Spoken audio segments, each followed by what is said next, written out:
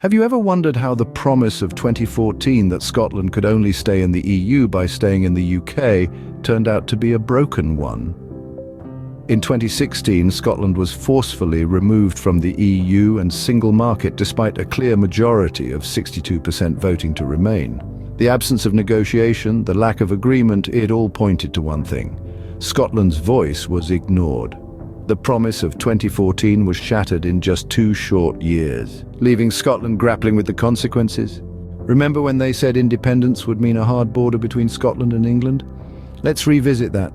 The UK and Ireland share a common travel area, allowing free movement across their borders. This arrangement remained intact even after Brexit. It's an example of how nations can respect autonomy while maintaining fluid borders.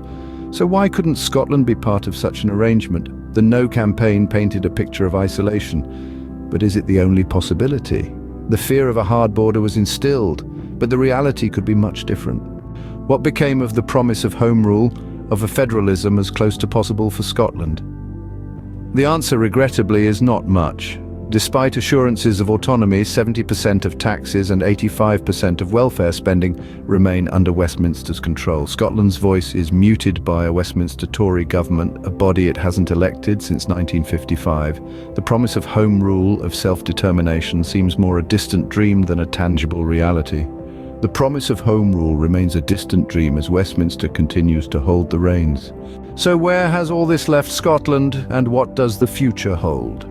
The fallout from broken promises has been significant: a hard Brexit, an overruled parliament, and a future dictated by an unelected government. The impacts are felt in every corner of Scotland, from job losses to the erosion of democratic rights. Yet amid this bleak landscape there lies an opportunity, a possibility to carve a different path.